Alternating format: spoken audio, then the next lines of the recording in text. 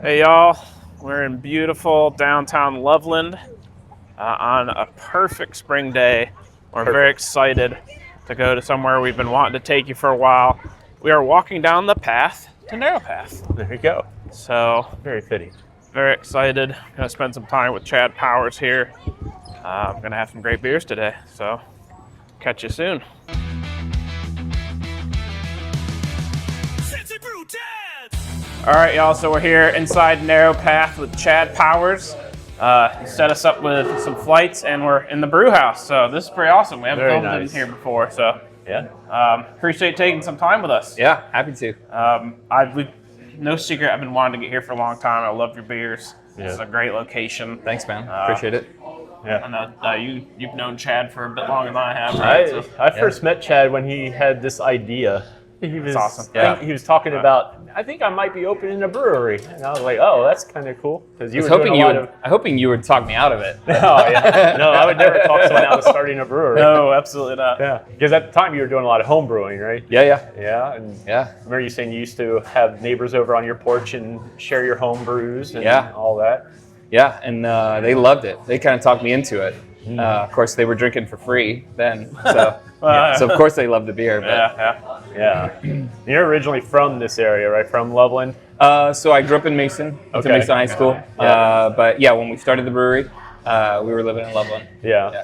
So Okay. is putting it on the bike trail always kind of the goal or the aim? Or? No, not really. That was kind of a happy accident. It's a little bit longer story, but we were kind of looking for different places, and we were actually like a friend of mine is an amazing chef, restaurateur. So we were initially talking with him about doing, a location, and we looked at a couple of different spots with him. We started walking through different places, and some places made sense for him, but not for us. Some places made sense for us, but not for him. Mm-hmm.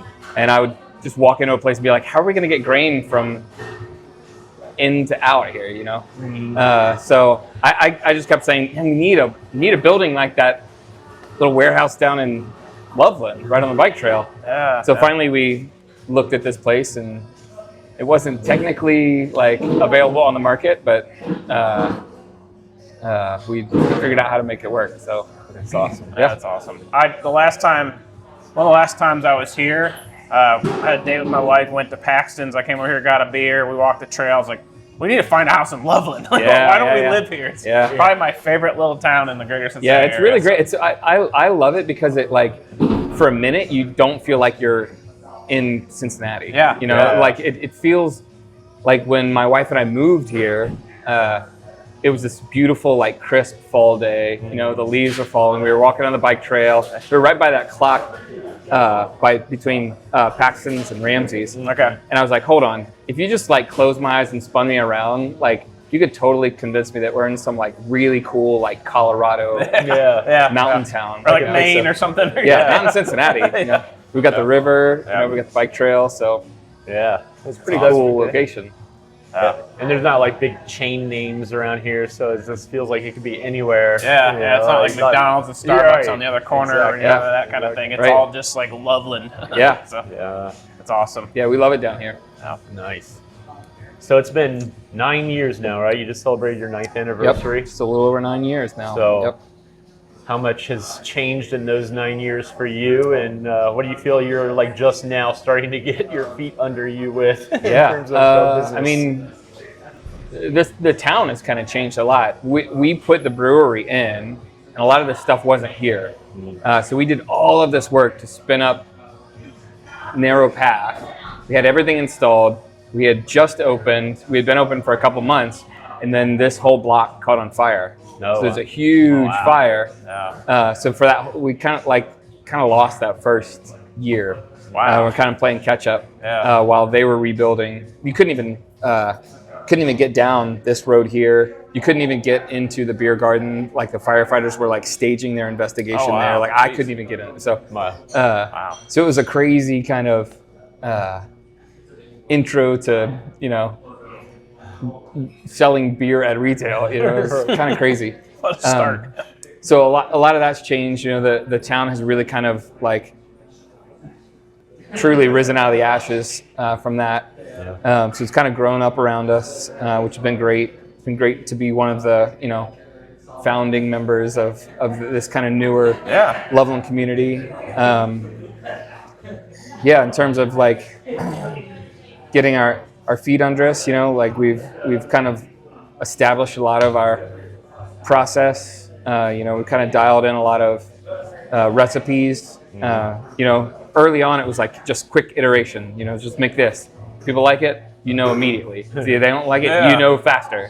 On the spot feedback. Right. So there was a lot of experimentation in that early phase, and now we've kind of really refined, and now experimentation comes at a cost for us because it's like we have all of these like established beers and brands, and there's a fan club for every one of those beers. Yeah. So if we pull one of those off to put on something new and fun, it's like, oh man, I'm gonna hear it from Sally, I'm gonna hear it from Rob, I'm gonna hear it, it's like, oh man. So we've got 19 taps. So you'd think, man, that is plenty of space. Like, how could you even fill that up? With really good, high quality, unique beers. And it's like, I don't know what if we had to put something on right now, I don't know what we'd pull off. So do you use your small batch side mostly for the experimentation, or sometimes some of the small batch stuff is we've taken like a full production batch and we've divided it into 2 or 3 or 4 different sub brands. Yeah. And some of the experimentation comes with, like, we just had our anniversary, so we did a barrel aged beer, and we did 3 different variants of it. We did just the base, we did a Dubai chocolate, we did a Mexican hot chocolate. So you'd have been about that. all of those lived on the small batch board because they technically weren't a full production batch, but they were at one point, So small batch kind of, that's kind of a code word for a little bit experimental. Yeah.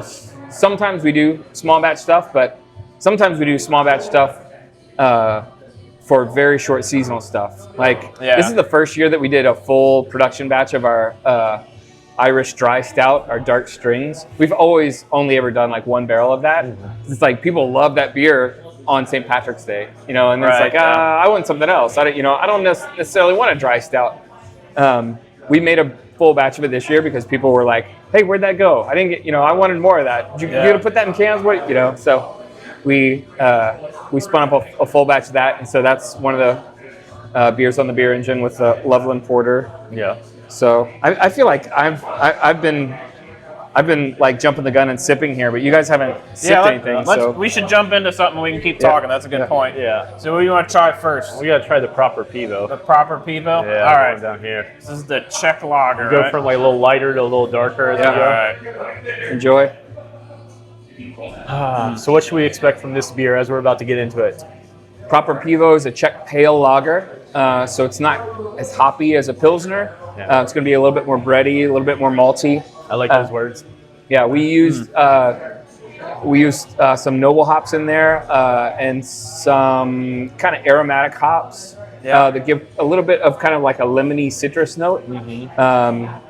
So just a really nice, easy drinking Czech pale lager. This is good. I like this. Yeah, isn't it? Right when you a said nice it, balance. you get that nice, like a little botanical at the end. Just Yeah. like you feel like you're out on the trail, like just especially on a day like today. I'd drink it on the trail. We could run out there real quick. Good. That's good. Yeah, so we've been kind of filling out our Czech lager line. So eventually you'll make it to the Polotomavi, which is the first Czech lager that we did. We started with the Czech amber, mostly because it kind of fit what we needed in terms of like the tap list profile. You look up there and it's like, we got some holes. Let's do an amber. Okay, we'll do a Czech amber lager. And it was great. It was just really fantastic. It's called Polotomavi. Technically, it's called Polotomavi 12 degrees. The 12 degrees is the starting gravity in degrees Plato. Okay. It's one of our third eye friends over there coming to hang out. Nice. We like them. Yeah, they're all right. So Polotomavi was the first one. Polo means middle or medium or half. tamave means dark. So it's a half dark. dark. Okay. So it's an amber. 12 degrees is the starting gravity, and degrees Plato. That kind of gives you an indication of what gravity it's going to be. This is like the Polo Tamave is like a 5.1. The proper Pivo is supposed to start at 10 degrees. It really started about 11. So it's about a 4.8% beer. Then we've got our Tamave Pivo, which is our Czech dark lager, which is unbelievable.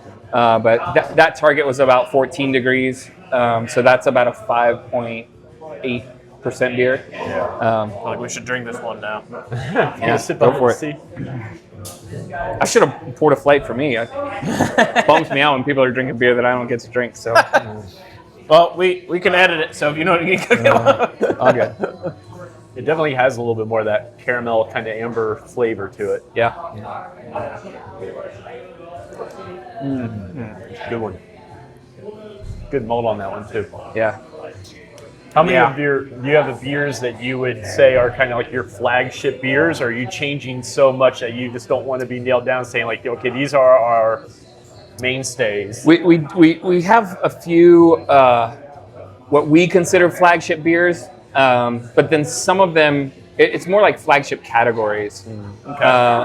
Like for a while, our flagship beers were our Trail Chaser Blonde Ale, our Tire Patch IPA, and our Coconut Porter. Like we always had to have those on. And those are great beers. We still have Tire Patch on in that IPA category. It's funny, like a lot of these beers are like the style guidelines kind of cross over, you know. So like really, it's like an English, like it's like a hoppy English pale ale more than it really is an IPA. So I mean, we called it an IPA, but it was always really kind of a gateway IPA. So it's like, for people who don't love IPAs, it's like, oh, here, try this. Oh yeah, I do like this, you know. I had Ghost Railroad last summer. I love that one. That was so the Ghost has kind of graduated into that flagship category. We always have to have that on. So those are the ones that's like, okay, we can see what our burn rate is on some of these kegs. It's like, oh, we need to get that back in the tank. But like Ghost is kind of one that's like, almost as soon as you're done brewing it, you got to kind of plan to brew it again. Because that moves pretty fast. Tire Patch moves pretty fast. Usually whatever our light lager is. So we made a beer, an American premium lager that I kind of jokingly called the Narrow Path Blue Ribbon. And then it kind of stuck. So it's like, okay, we gotta call it. And maybe Chuck called it that first. So we usually have some kind of light lager. Definitely Ghost Railroad.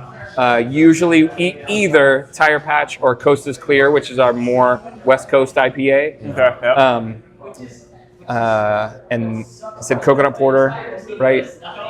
Did I say Coconut Porter? Coconut Porter has to be on. Even though that's not our fastest selling beer, like that has like the most strong emotional following. So if we don't have that on, it's like people are like, "What happened to you guys?" You know, what has happened? So we always got to be cranking that through. So that's awesome.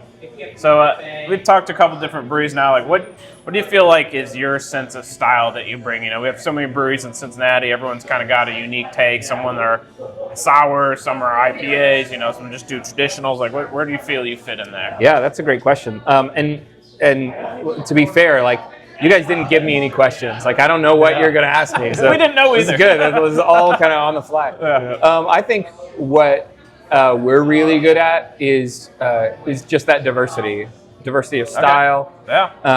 We make a lot of different beers.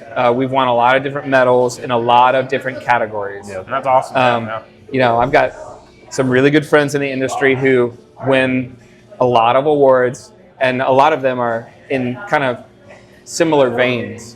But we've won. We've won for Coconut Porter. We've won for that Narrow Path Blue Ribbon. We've won for our sours. We've won for our stouts. We've won for our barrel age. Like, just doing it right. So the benefit of us is really just that small batch mentality and that quick iteration and that breadth of style. and the thread of quality throughout the breadth of style. I don't think that we're better than anyone. I don't think we're more talented than anyone. But I do think that like our size allows us to have fanatical, maniacal control over every step of the process. Yeah, that's awesome. And I mean, for better or for worse, one great thing about us is that like we can't afford to fail. Like we don't have an infrastructure or a system in place where we're going to be saved by distribution. Like we have to, everything we sell directly to the customer. So if any of that's not good, they'll never come back. There are too many breweries in the area.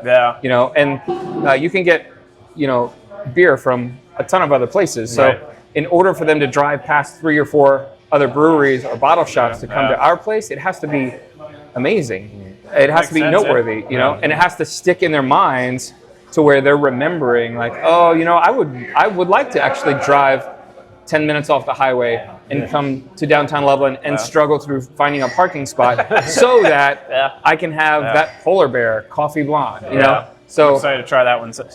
That's an award winner. So I think. So occasionally we do these gatherings with different brewers throughout the city.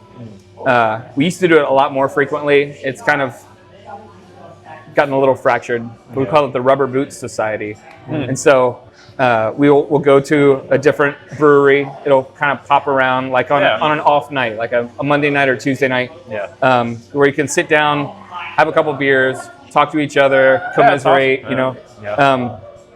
So early on, I didn't know anybody, and I was just kind of like trying to fight my way into these gatherings, and so I was sitting there after a couple beers, drinking with some really notable brewers and breweries in the city, and we had a little liquid courage. We were talking, and they're like, "Where are you from?" I said, "Narrow Path." And they're like, "Oh, we love that place." I was like, "You've never been to our place."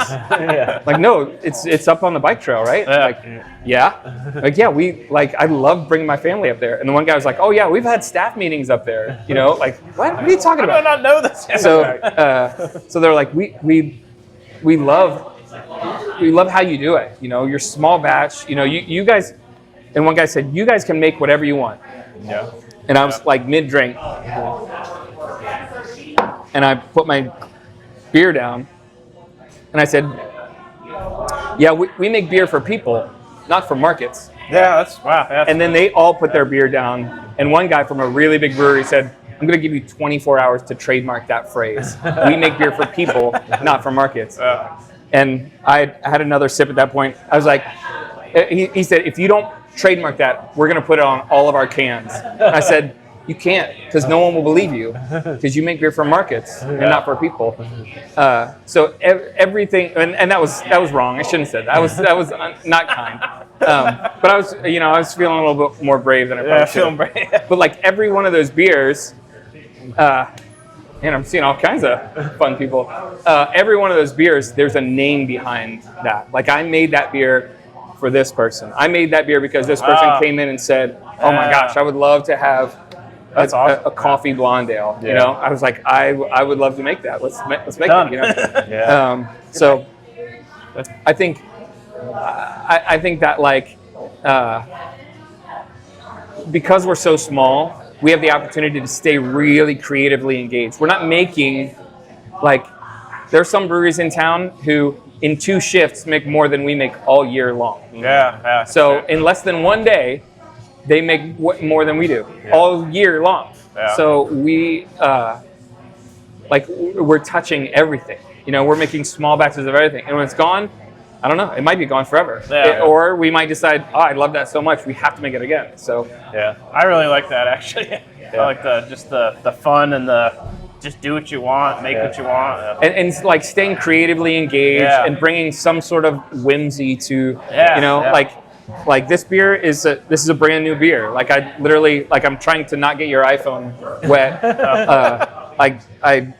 I just poured this off the tank. It's a Japanese rice lager. We've never done a Japanese rice lager, So just dialing in that process and using different tools and pulling different tools out of a toolbox that we've never used before. So that kind of like staying creatively engaged and bringing a little bit of whimsy to everything that we do makes us, I think, somewhat unique. Yeah, that's awesome. Yeah, and so even though you're narrow path, I've always in my head kind of thought of like how you always do things that are kind of off the beaten path.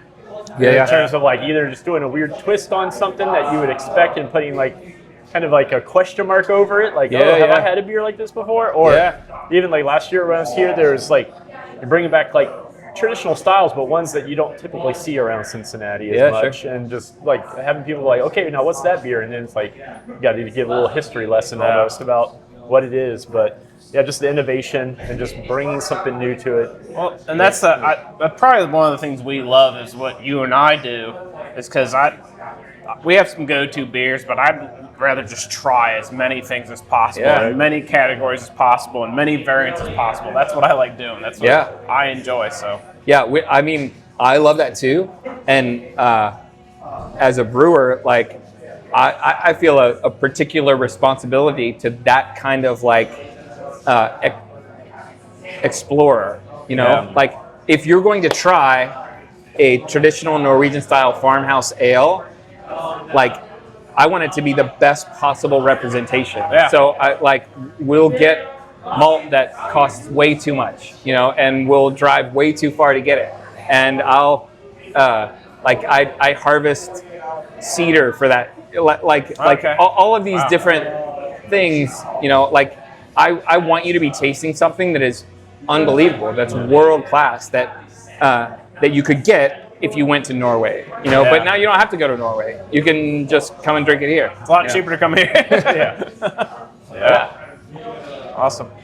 I was also wondering it's a beautiful spring day today. Obviously thinking like spring and summer, how much does the fact that you're right here on the bike trail affect like what you decide to put out in the spring and summer? Because you obviously have people who are out there, they're hot. They're like I know you have the one beer has electrolytes in it, right? And there's I'm just thinking from your unique location, how does that affect your seasonality of spring and summer beers? Yeah, I mean, I think generally as a beer drinker, everyone who loves beer, they go through that kind of seasonal shift, where you want darker beers in the winter, you want lighter, crisp beers in the summer. We do too. So. Guilty. But it's especially important for us here, and everything, ebbs and flows with the weather, with the weather report. Really, if there's the threat of rain, it's let's all go home. No one's coming. But then if it's if it's a sunny, 50-degree day in February, everyone comes out. Because everyone's stir crazy. They want to come out. So. This seasonality and weather is a huge effect, has a huge effect on us down here. And so that kind of, we still want to have something in every category. Some people love stouts all year round, so let's have something that's dark on there, but if we don't have something like that, if we have that Czech dark lager, man, that is unbelievable. And then in the winter, we'll shift more towards some barrel-aged stuff. We do some Black Friday bottle release stuff, and then that kind of carries through the winter. We usually have some of those bigger, beefier, maltier beers, boozier beers in the summer, and we're not selling as much, of the electrolyte beer. It's awesome. Because aside from being downtown, I don't know of another brewery that would get as much foot traffic as you do. There's a lot of other breweries. People aren't just walking by Third Eye in Sharonville, or you're not out and about in your front. They get some of the convention traffic, but here it's you have a steady foot traffic coming by all the time. So it's a unique spot to be in the burbs, and yet still get that much foot traffic. Yeah. Very cool. So I know you have done many collaborations, and you've won awards for your collaborations. Do you have any in the pipeline that you're excited about? And if not, the follow-up question would be, what's a brewery you haven't collaborated with that you would really like to? Oh, that's a great question. We've talked, John and I have talked a lot about collaborating with Fabled. John at Fabled. We love Fabled. it's just like coordinating his schedule and our schedule and us getting down there. And one of the interesting things about us is like our liquor license only allows us to serve beer that we make here. So even if we do a collab with Third Eye or a collab with Nine Giant, like we have to make that beer here, which kind of stinks for them, because they come over, they hang out for the day, they put in a little bit of work, then they go home and they just kind of wait,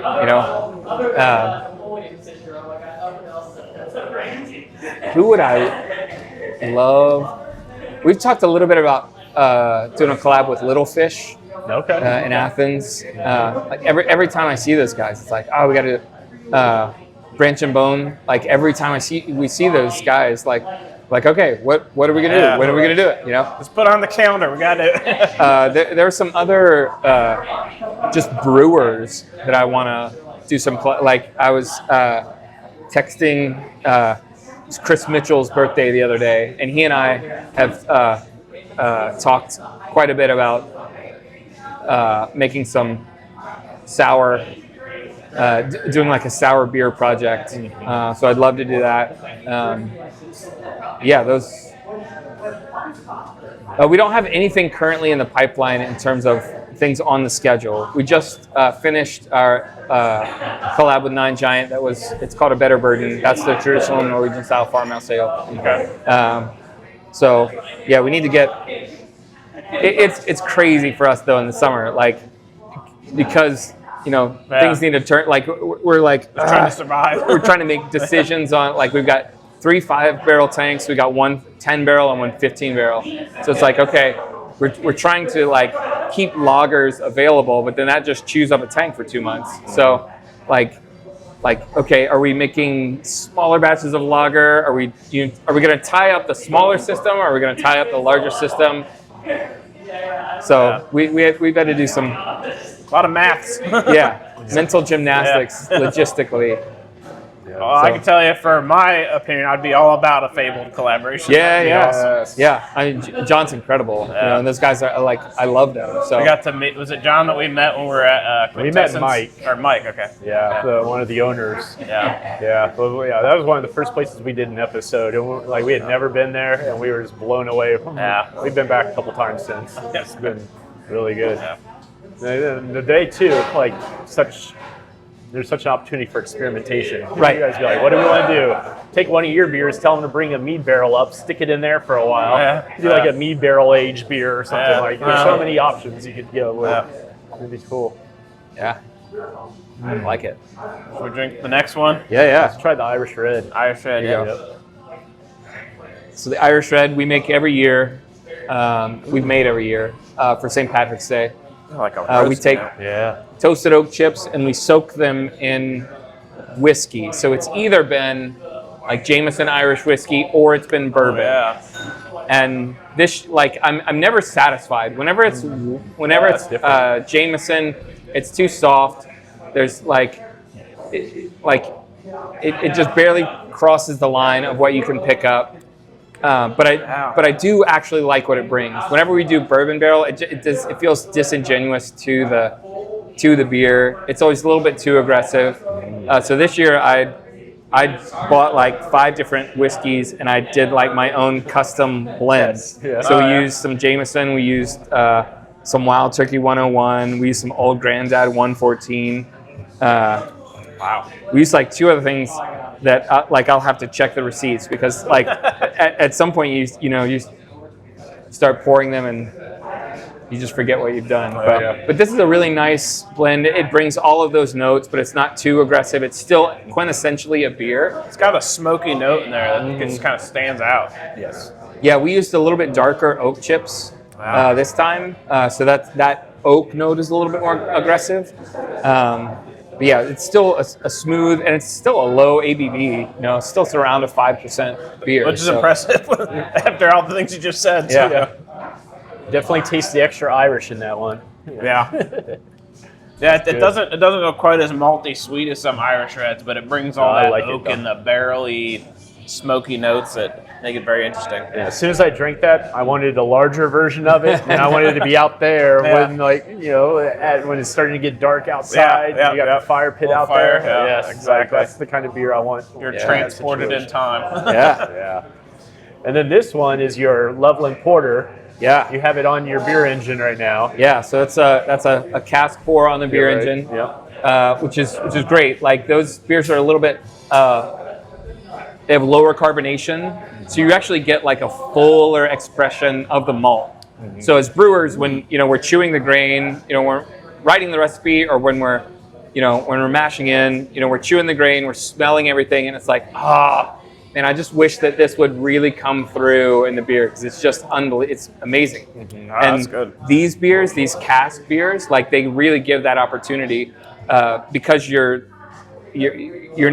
tongue's not fighting all of those, like, all that carbonic acid from all the bubbles. Like, sometimes, like, you get a beer that's really sharp and highly carbonated, it just feels like needles attacking your tongue, and you can't actually taste anything because you're like, but this is nice and smooth, and it's got a really great English malt profile. Yeah. How long have you had your cask pours here? 2 years, year and a half. You were like 2 one years. of the first in the area, weren't you? Yeah. Because now you're starting to Breweries, see it pop up a little bit. I looked for years to try to find the right one, and I would, like, talk myself into it and then talk myself out of it. And I'm like, man, I don't know if this will fly, but I really want to do it. So, like, I would land on one and then it would be out of stock.